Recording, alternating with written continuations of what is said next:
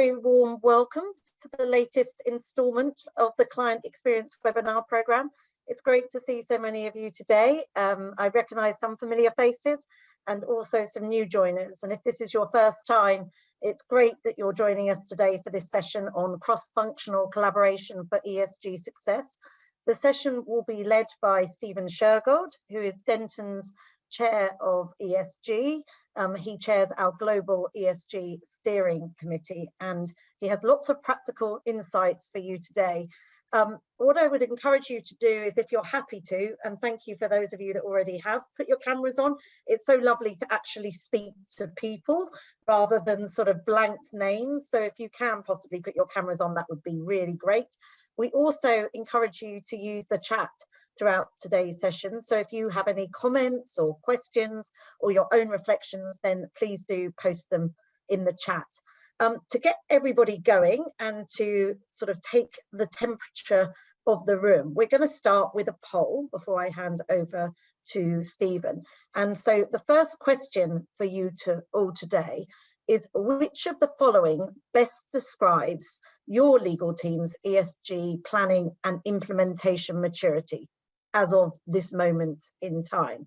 It'd be really interesting to see how this group today is feeling about their planning and implementation at the moment. So your options are high, so you're all over it. It's happening and it's being done.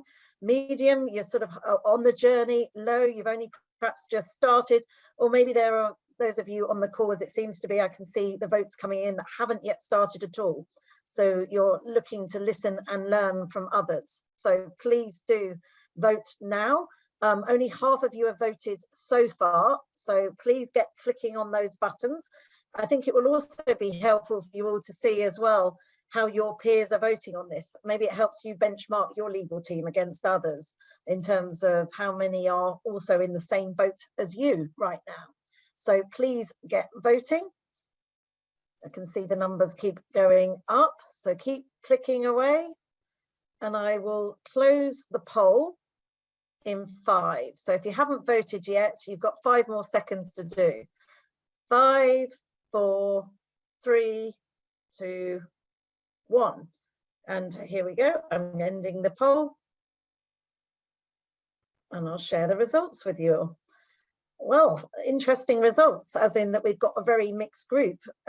Some of you haven't yet started, some of you have, but are at the beginning stages, and a very small percentage, just 6%, are all over it and are really there in terms of your maturity and your planning and implementation.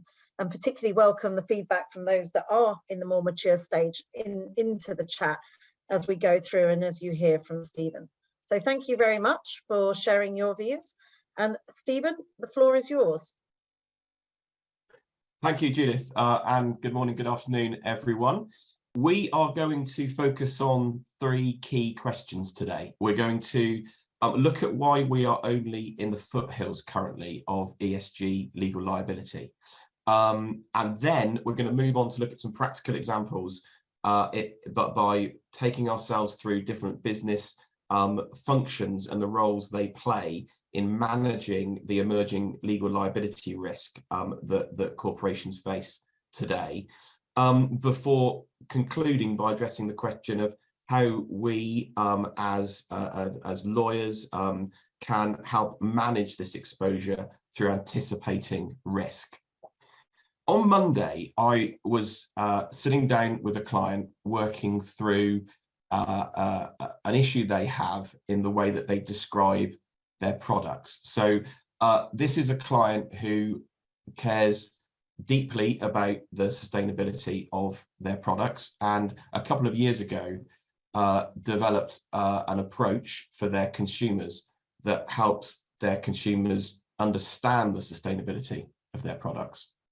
Now, the issue that business faces today is that we've got a very heightened sense in certain jurisdictions with regulators really pursuing those representations and claims and asking for substantiation of those statements, because the people that are making decisions on what to buy today the conscious consumers that we are dealing with are looking carefully and making their decisions on some of these sustainability claims. Therefore, if these claims are misleading, then in this jurisdiction and in other jurisdictions, that is a criminal offence. So this particular client that I was discussing the matter with Monday, they said to me, this is a real challenge for us, because we're going to have to go to our finance director and explain why all this money that we've spent on this branding campaign, on these labels, on the advertising, changing it all is going to cost a lot of money. And in that moment, I think that discussion on Monday really encapsulated what we're here to talk about today. Firstly, there were a number of different business functions involved in that meeting, and we'll look at that a bit as we go through the session. But really, the point that I thought was helpful for us at the beginning of our session today is this question of whether an impact on the environment or on people is an externality to the business, or it's in the cost column that the finance director is currently looking at. And I've been practicing environmental law for over 25 years, and through the majority of that time, I've seen this very steady evolution, which has whereby the law has moved environmental impact and now increasingly social impact from an externality into the cost column of the finance director's accounts. And the way it has done that, if you take a very easy example, an environmental permit, or whatever permit you use in your different jurisdictions to allow you to commit pollution. Essentially, industry is polluting the environment, and the way that we have managed that over time is that we have provided a permission to pollute, and over time we've increasingly restricted that permission. So we've reduced the limits on what is acceptable. Now, that means that the cost of meeting those limits is a cost that the finance director understands. And where I want to start with you today is really within this overall concept of ESG is to look at and to understand that what we're dealing with here is a space of externalities, impacts on people and planet, that we need to be able to articulate to the finance director are going to become factors in that cost column. And that is why we need a cross-functional approach to managing ESG legal liability.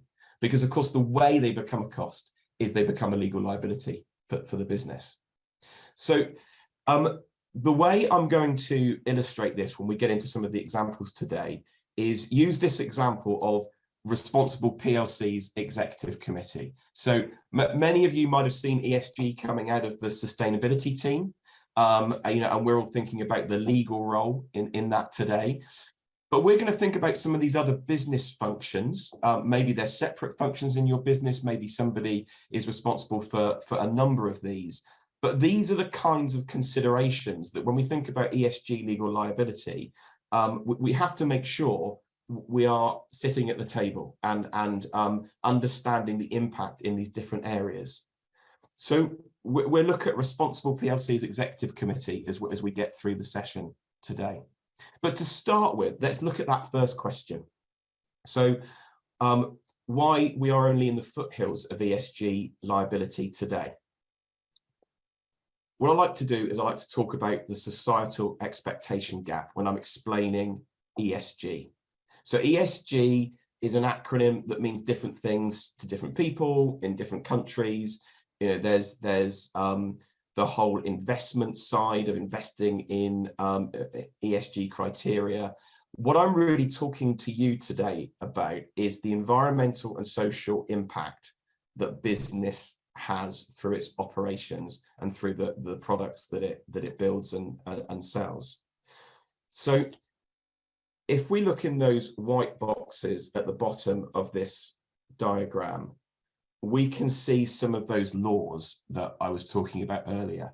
So in the environmental space, we've got activity-based emission limit values. Okay, there's laws around impact on employees and perhaps others in the supply chain in the social box. There are governance laws that we're aware of.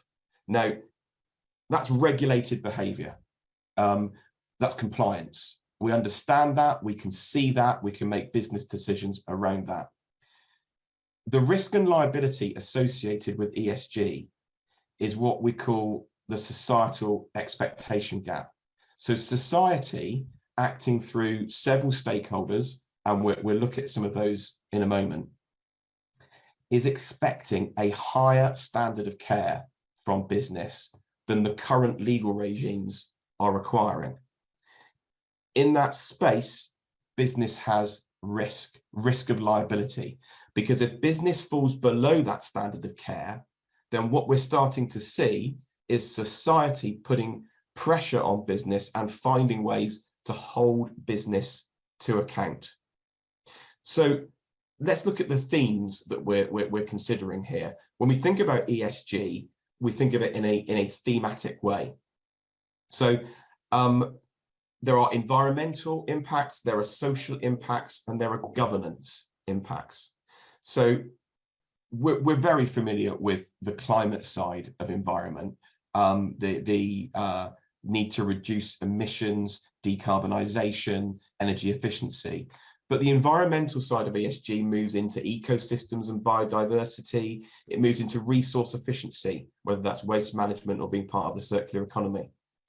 And then in the social column of ESG, it is the workforce. So workforce welfare and safety, workforce equality. But it's not just the workforce. It moves out to those people that are involved in the supply chain.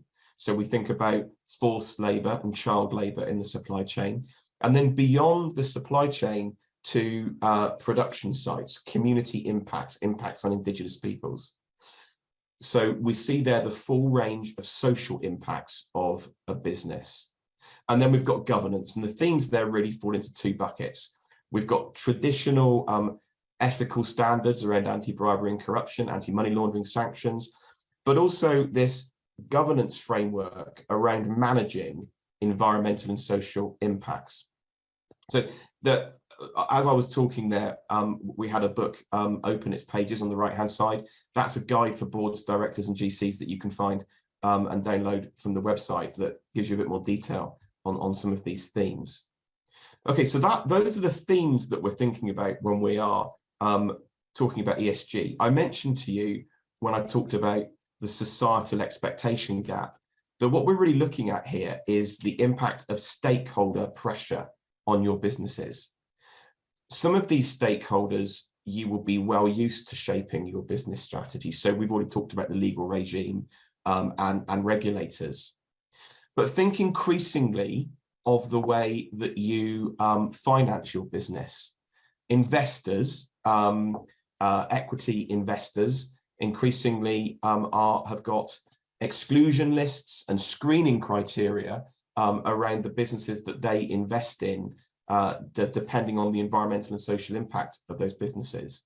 So if you have business units that are operating in that space, the societal expectation gap, that means that it falls beneath the standard of care that society is starting to demand, then these might be business units that are flagged on some of these screening criteria lists, and that could reduce the amount of capital that's available to your business.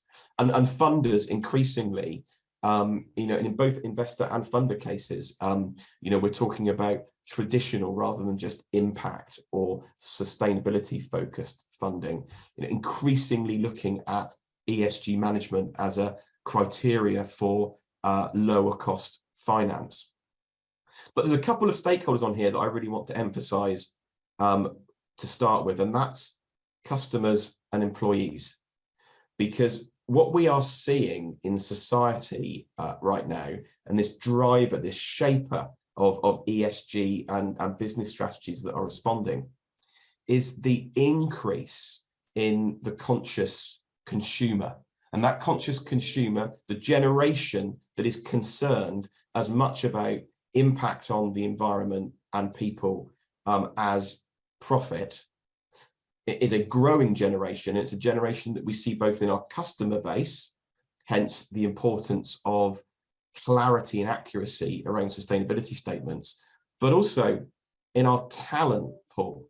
So, you know, all of us running businesses want to attract the best talent to our businesses. And increasingly that talent is as concerned about the way in which our business is tackling our environmental and social impact as the money they're going to make from working in that business. So we have these pressures around business strategy. And so it's no wonder when we look at the most recent surveys of the pressures that CEOs are feeling right now, that for the first time, this is an IBM C-suite study, for the first time we're seeing sustainability topping the list of factors that they are most concerned about. So we've thought about this from a stakeholder perspective, but this is really a legal conversation today. So how are these stakeholders impacting that societal expectation gap? If we look at that schematic again, we can see that legal liability is starting to fill the societal expectation gap. So in yellow here, over the environmental and social space, you're starting to see legal regimes developing that are requiring a higher standard of care in relation to some of these activities. So greenwashing, for example, sustainability claims. Now, consumer protection law hasn't changed in the Netherlands, Norway, or the UK. What's happened is the regulators have said that they will now consider sustainability claims that can't be substantiated as the type of misleading statement that would trigger criminal liability under consumer protection law. So you've got the adaptation of existing law, and you need to understand and be able to track how the regulators are starting to apply it. But you've got new law as well. So the duty of vigilance in France, which essentially places the duty of care on French corporates to have a plan, a vigilance plan in relation to the impact of their businesses across the world. You know, it's much like the duty of care in tort that we see in common law countries like the UK, the US, and Canada. And I'll talk a little bit about that in a minute. But you see that in France now encapsulated in the Civil Code. And you have a number of countries that are developing supply chain due diligence law. Now, this is important because it's giving rise to extraterritorial effect of the societal expectations in this space. Because if you're a business that is operating in Germany and you have to report on your supply chain due diligence, that then rolls out along your supply chain. So if you're supplying somebody in Germany and you know, currently you are not set up to be able to supply them with the data they need for their legal obligations, this could affect your market position. So we've got supply chain due diligence law emerging in Germany, across the EU, in the UK, in Switzerland. You know, these jurisdictions are starting to drive this extraterritorial reach. So one of the factors that I want you to think about today as we consider this, the need for different functions within the business to manage ESG legal liability, is the speed at which this is all changing. Because where you have the dynamic that we have at play today with multiple stakeholders pushing for change and the ability to do what we see here in the purple boxes, which is to bring actions in court against companies. So you've got you know, highly capitalized NGOs that are bringing actions. You've got shareholder activists that are bringing actions. You've got class actions from individuals. And so you've got the ability through the common law to bring cases against companies to hold them to account for what they say they're going to do.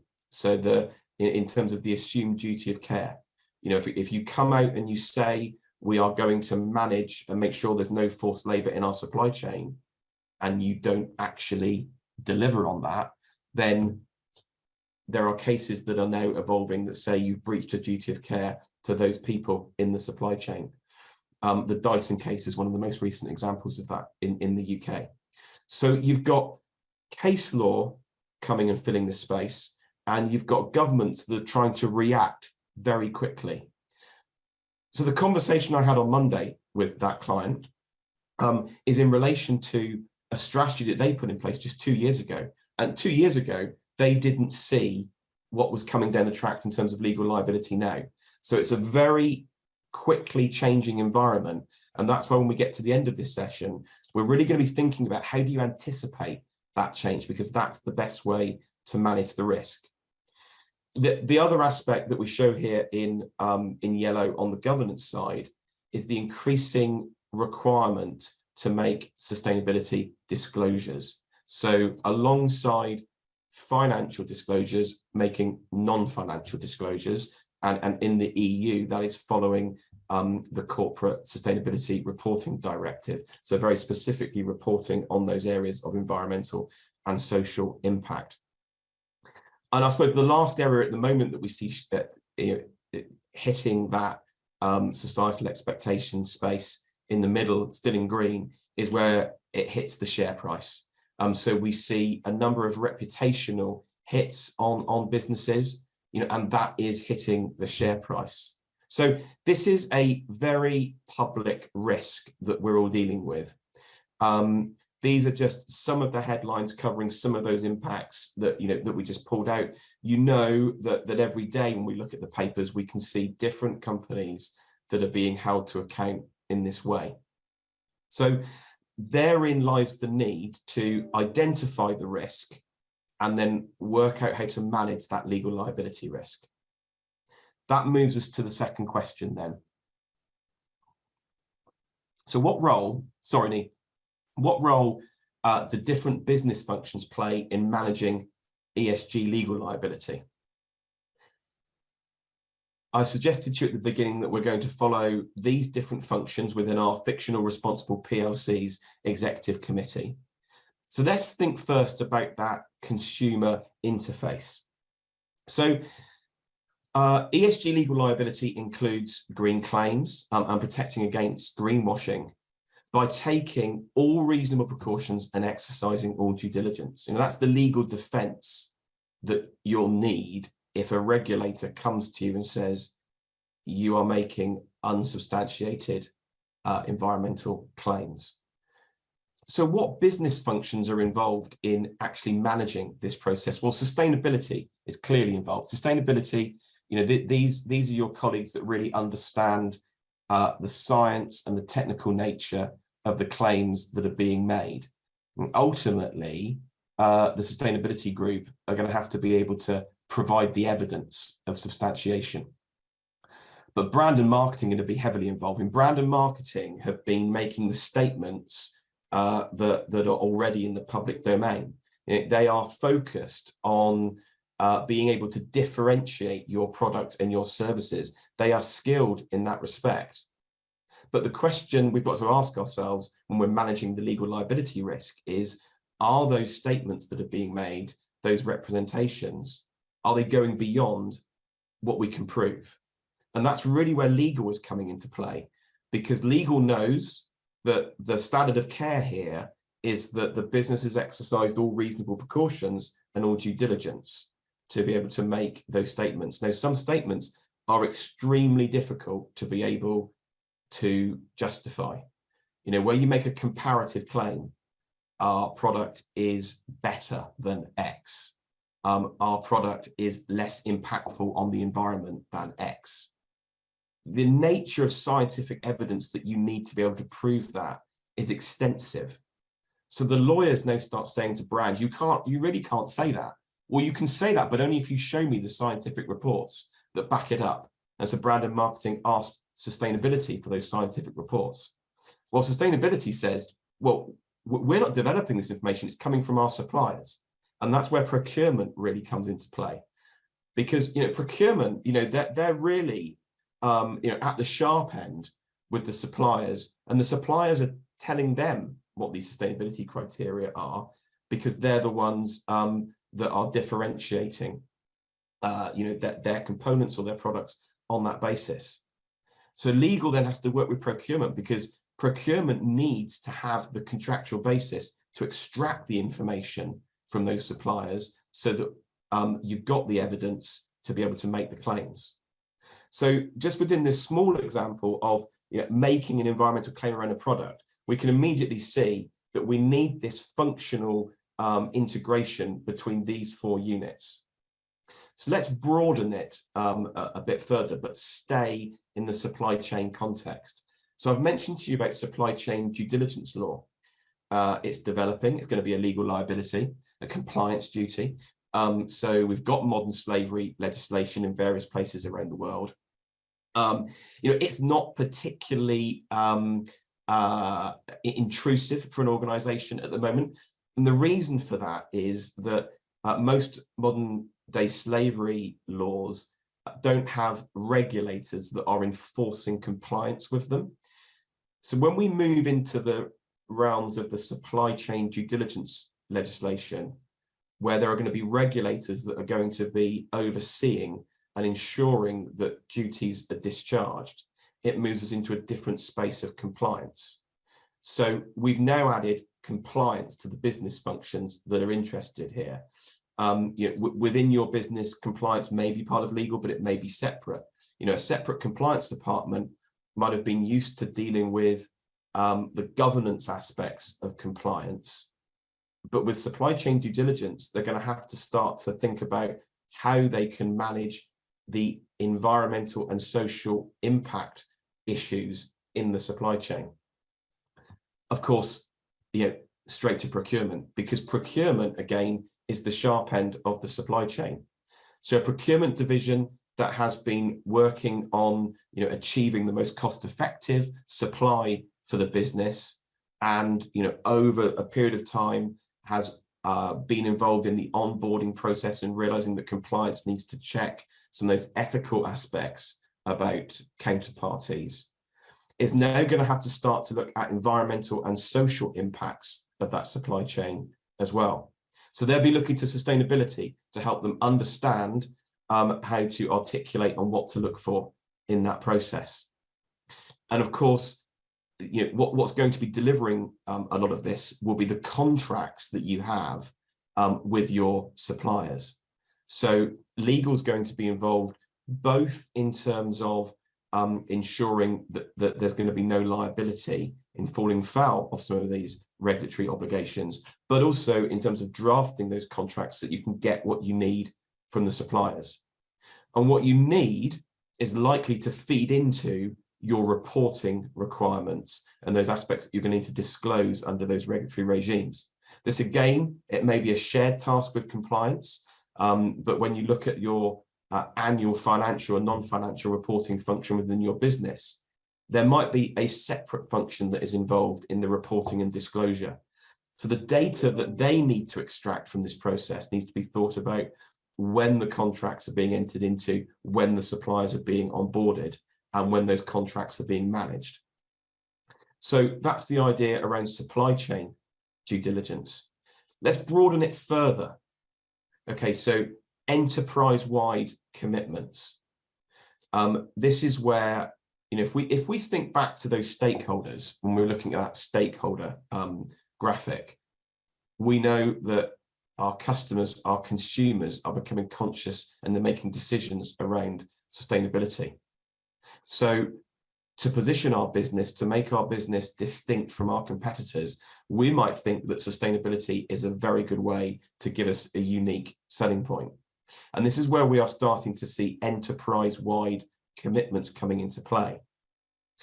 However, we're also seeing now coming into play challenges against businesses for making undeliverable pledges and commitments.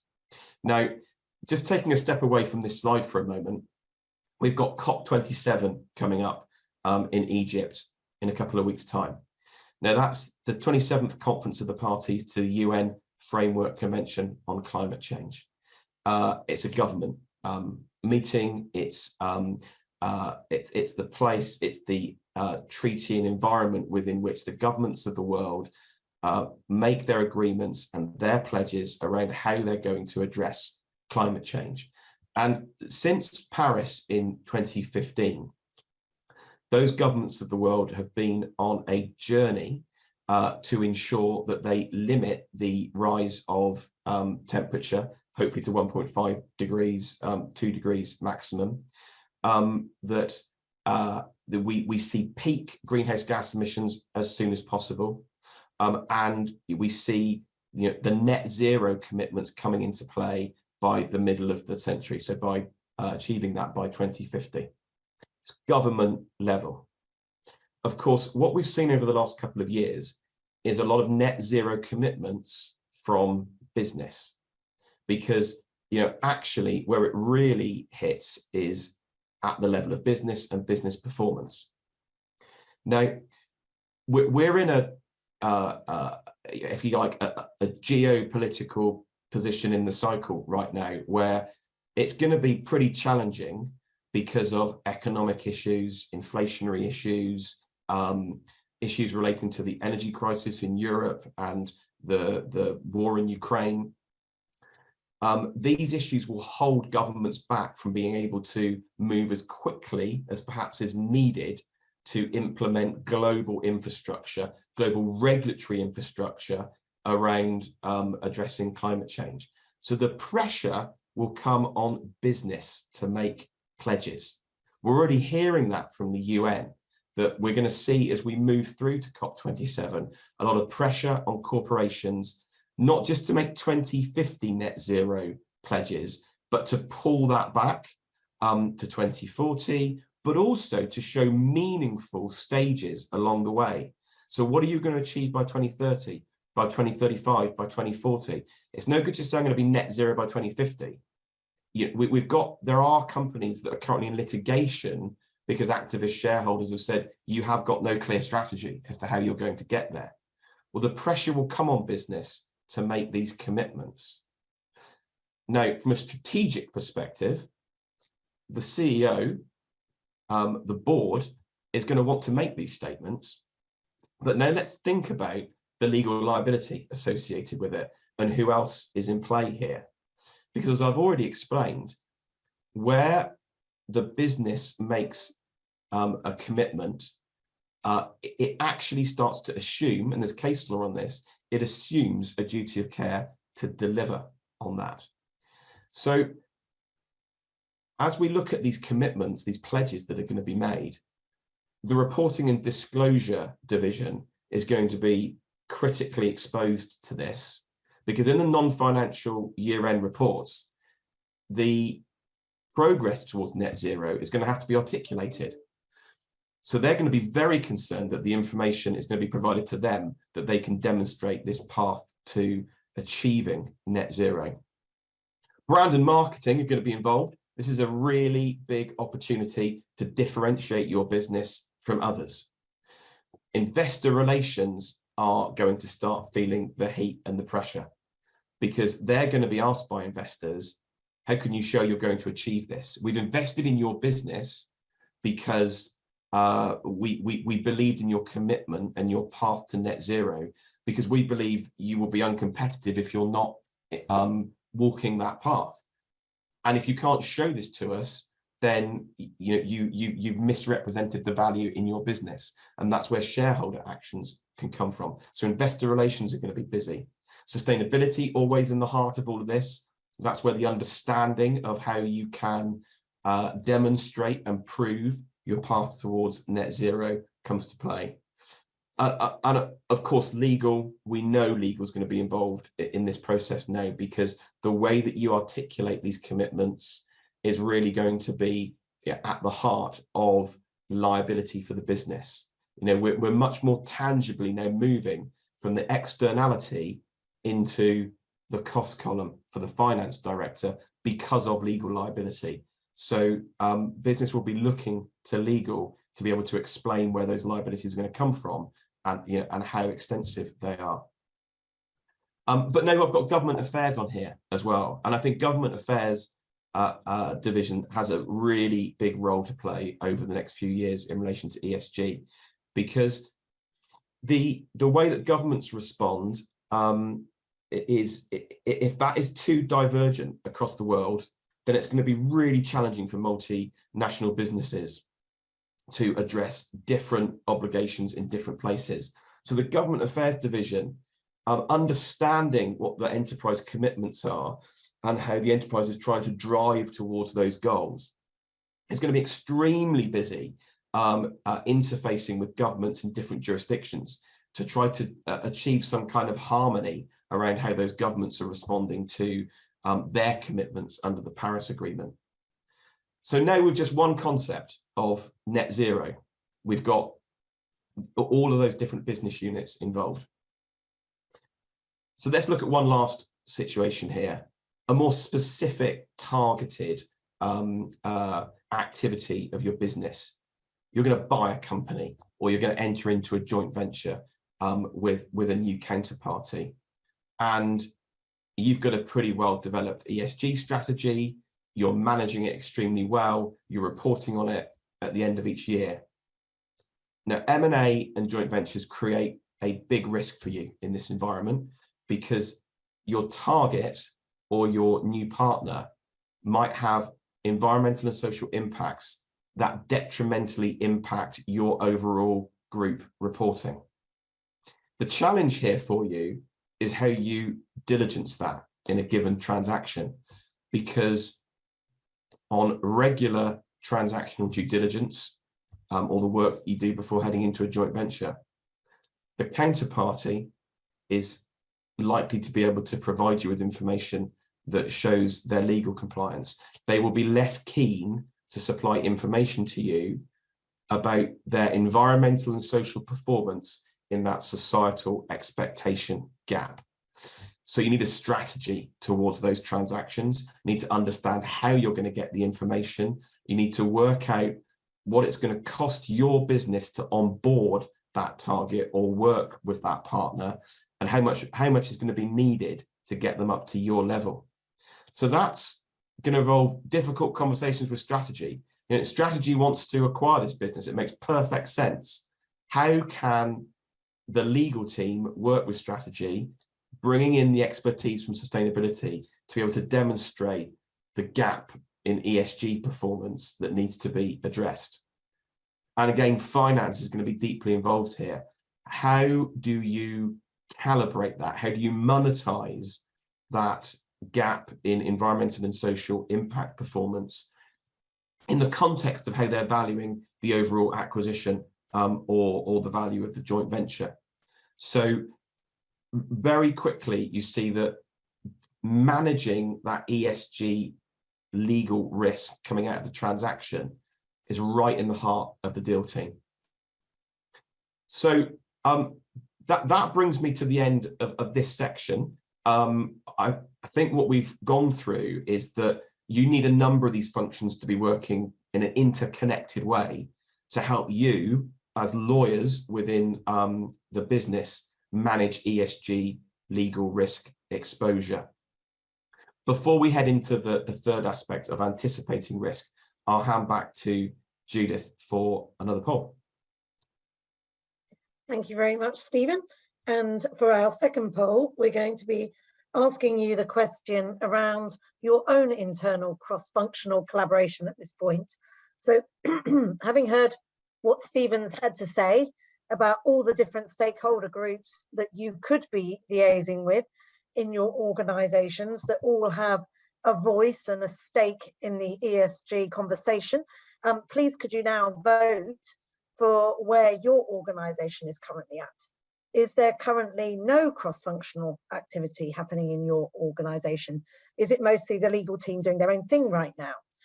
Is there a little bit of cross-functional collaboration? So perhaps some chats going on with procurement or with the advertising and sales team? Or is it more progressed than that? And the legal team is part of a cross-functional task force. And finally, and we've got, it looks like one vote for this so far, ESG collaboration is innate and at the heart of your core business strategy. So please click on that button now and vote for where your team is currently at the moment. We'll give you a few more seconds. Half of you have nearly voted, so keep clicking, everybody, because it will be really interesting to see where people are at with this whole agenda and the whole collaboration piece. So I'm going to close the poll in 5 seconds. So you have 5 more seconds. 5, 4, 3, 2, 1. Okay, we're ending the poll, and I will share the results. So only one of you, I'm afraid, you're on your own for that, is that there's no cross-functional activity at the moment. But in some ways, it's very similar to the legal team mostly doing their own thing. So maybe the person that clicked on there is no cross-functional activity currently also feels that it's really just the legal team doing their own thing at the moment. And that's 24% of the vote. 44% of you said that cross-functional collaboration is limited to 2 or 3 teams. So at least it's actually taking place and that you have got that engagement across the organisation. 24% said the legal team is part of a cross-functional task force. And in the end, we got 2 people voting for ESG collaboration being an innate and at the heart of your core business strategy. So thanks everybody for voting then. Stephen, back to you. Thanks, Judith. Okay, so you've got the collaboration going. The third question then, what the lawyers really need to bring to that discussion is how you can manage the exposure through anticipating the legal liability risk. So there are 4 steps really to this. Firstly, we need to think about how you identify your material ESG impact exposures, your legal liability exposures. Secondly, whether you need to reinforce your internal systems to manage those exposures. So for nearly half of you who have got 2 or 3 business functions collaborating on this at the moment, what do you need to do around your internal structures to move into that category of all functions being fully integrated? Thirdly, understanding your ESG landscape to see developments before they happen. So this is about being able to see into that societal expectation gap and where the legal liabilities are coming from. We'll talk a little bit about that. And then finally, in order to enable you to manage the risk that you can see, developing a single source of truth for those ESG impacts and performance. So firstly, identifying your material ESG impact exposures. Now, especially for those of you that have got mature or certainly highly developed ESG strategies, your sustainability teams will have carried out or have sourced a materiality assessment for your business. What we're talking about here is actually something slightly different to that materiality assessment, because what we want to understand is where the most likely areas of legal liability risk are coming from. And that is a combination of the 2 sides of this scale. So it's the importance to your business. The more important these factors are to your business, the more you're articulating your commitments around these factors. In fact, the greater the legal liability risk, because they can be used as the basis for your assumed duty of care. And then on the y-axis, what we're looking at here is the importance to external stakeholders. But we're not here doing a materiality assessment on your market positioning. So we're not talking about consumers. We're talking about those stakeholders that impact legal liability. So what we use is an ESG impact filter that looks at 3 phases of legal liability risk, external filters, we call them. And if you think about the way that law evolves, and I've said it's truncated now, so the reason we use this filter is to try and give that truncated view as quickly as possible. It starts with, if you like, the furthest point out from it being a legal liability is societal sentiment. So what issues are important to society today? What are they concerned about? That's that top line of societal expectation. So we start to track that and we apply that in the thematic way that it impacts your business. And then you say, well, okay, what's the next stage of the evolution of law? Well, what you will find in any given industry sector is that the leaders will pick up on that societal sentiment. And those leaders will create industry schemes to address and find solutions to those particular problems. When you can start to see industry schemes relating to societal sentiment factors, you know that you're getting closer to there being a legal obligation to actually perform in a particular way. Because the last stage of the evolution of these regulatory frameworks will be governments that respond to these factors and even the playing field. So all players in the sector are going to have to perform to the same level. So by tracking these different levels of external stakeholders and what's important to the business, you can come up with a materiality assessment that in the top right corner will indicate that the most material environmental and social impacts that are important to your business and your legal stakeholders. So these are the material risks that you need to focus on as a priority. So you know what you're focusing on. The next question is, how strong are our internal systems to manage those exposures?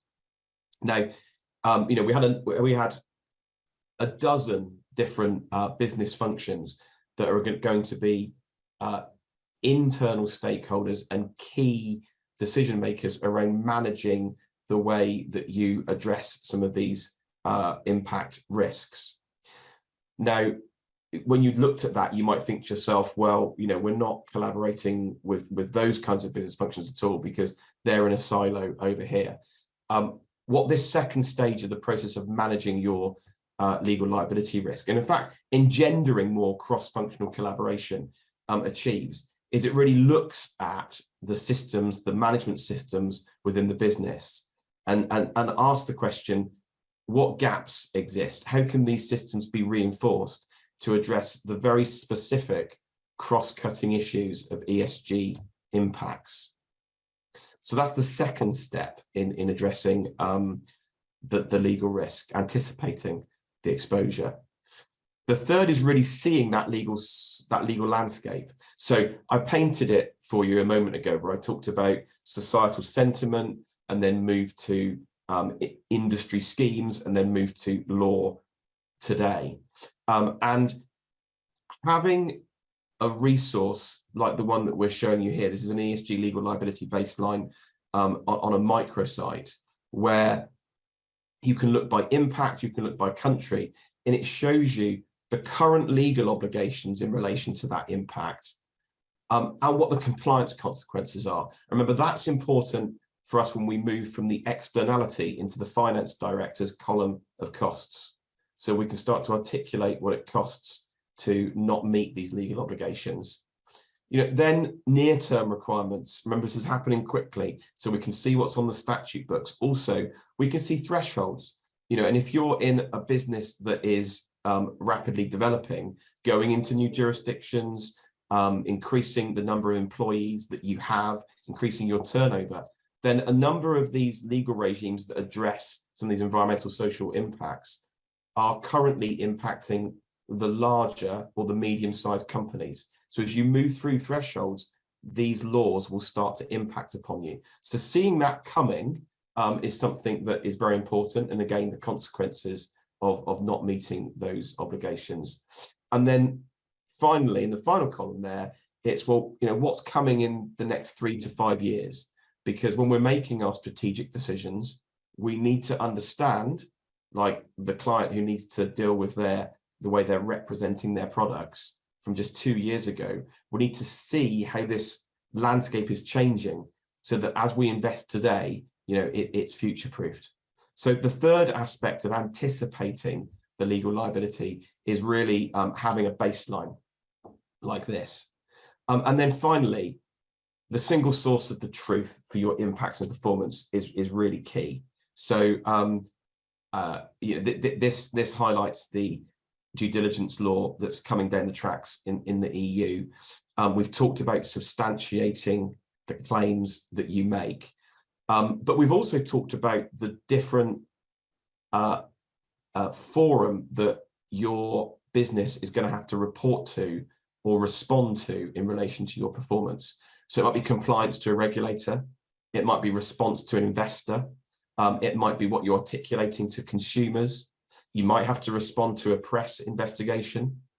All of these different forums of providing your information create a risk for you as a business when you start saying different things to different people. Now, remember that within your functions, response to these different stakeholders is going to be managed by different people in certain circumstances. Where are they accessing the information from in relation to your impact and your performance? Who is controlling that single source of the truth so that you are consistent in the messaging that you are sending to stakeholders?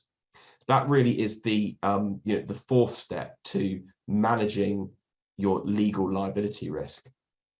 You do all of that, you have your functions coordinated, and more than just having cross-functional coordination, you're anticipating the legal liability risk, you're measuring your impact, you're able to manage that legal liability risk. So you've delivered cross-functional collaboration for ESG success. So that's as far as I want to take you today. I think that Judith probably has another poll for you.